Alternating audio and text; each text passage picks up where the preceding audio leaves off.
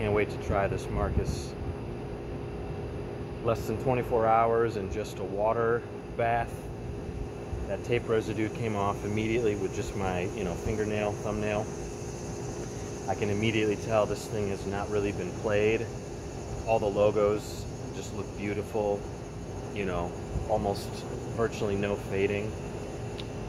If there was a logo that said ride, I don't think there is one here, you know what I mean? So oftentimes when there's the hollow 80s block font, it's not there. And I don't often see these purple logos, and I have a feeling they just didn't apply the ride ink label like they normally would. Look how just beautiful that bottom logo is with the AA there. That's normally not there.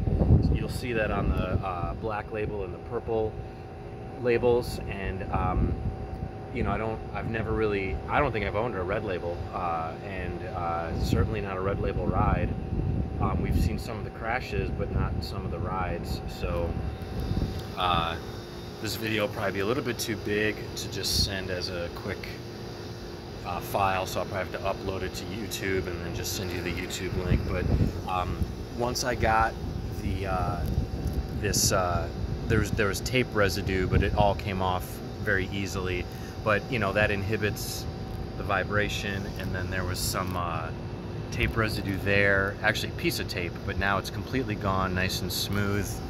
And then again, this line of tape residue all gone, nice and smooth. And then there was another spot wherever it was. Where was that?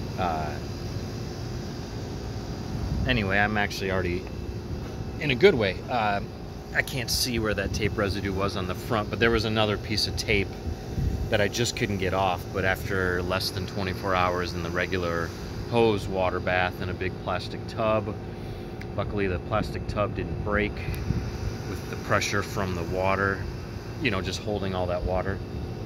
But I got all the tape residue off with my thumbnail, and as soon as I rested it on my finger, and then started playing it with my thumb and just letting it, like a suspended cymbal, just crash and open up, you could just hear that it's just like there's the other tape residue mark. So all nice and smooth. Overall there's a couple dots of green oxidation. I may get some Never Dull and just take those off. You can feel them a little bit, and to me that inhibits vibration and sound transfer. So I'll probably with Never Dull very smoothly, carefully, just polish those out.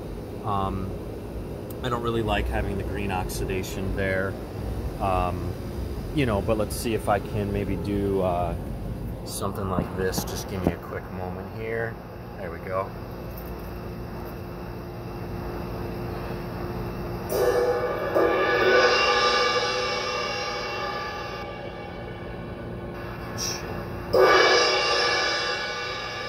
That sounds really, really fucking good.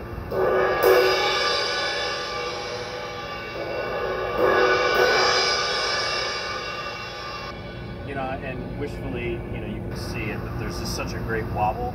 This is an amazing size for this era, an amazing weight for this era, really great purple logo for this era. Great profile, but I always have felt that the purple logos have more of a slightly smaller, more incorporated bell, like you find on a hand hammered. Yeah, I mean, it looks similar to like my 90s era sound control profiles and bell profile. They were probably really dialing these sound controls in by this era, so I wouldn't doubt that the black label, then red, then purple, we'd have to ask somebody, but I would imagine that the red and purple logos came after the black labels, but I have no idea. But I just mean those these different colored fonts of these 3 different colored logos and labels, and really feel that they were really dialing in this particular model of cymbal. I'm glad that I didn't leave it in the water bath too long, because there's so much garbage in tap water that, you know, it can dry the metal of the cymbal out. And so in many ways I'm, you know, gonna my hands are clean, you know, but I'm very much going to you know, do my best to you know, get just a lot of my hands all over it, just to get a natural amount of oils back into the cymbal, because the tap water will dry out a cymbal. That's why it's so important to use plant-based dish soap and not your standard dish soap, because in addition to the tap water, all the chemicals in most dish soap will dry out the cymbal. You don't want to do that. You'll actually see, you know, how the cymbal, you see that it's dried out. You can almost see, you know,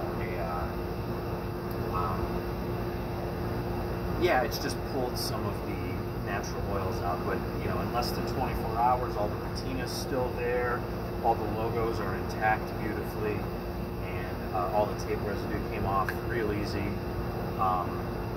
Everything's great. I mean, just an incredible cymbal, and there's no flea bites, perfectly smooth edges, and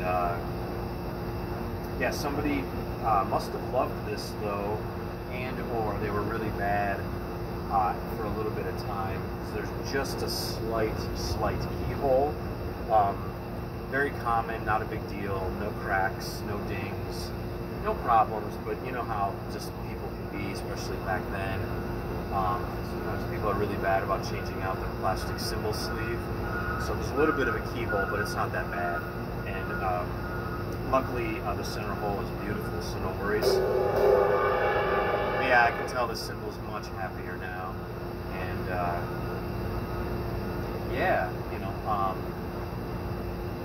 and like I said, I'll probably do my best to maybe use some Never Dull very carefully and try and get some of these little green oxidation marks off, but there'll still be a little bit of discoloration even if I'm able to just polish those out. I don't, you know, I would do it more so to just make sure there's nothing in the grooves of the cymbal. That way it's got full vibration.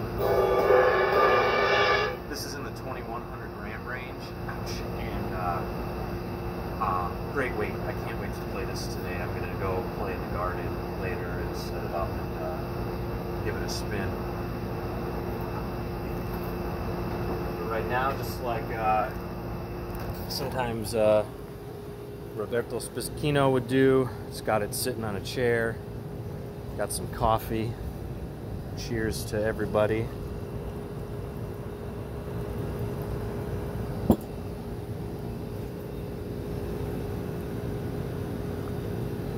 Oh, that's good. Okay, I'll talk to you soon, Marcus. This video is from my friend Marcus Jordan. We're both very enthusiastic about drums and cymbals and cymbal hardware, particularly Sabian sound control rides and Sabian flange rides from every era. Okay, I'll talk to everybody soon. I don't know if I'm going to sell this one. I might not. Depends on how much I like it after I play it. These purple logos are hard to find.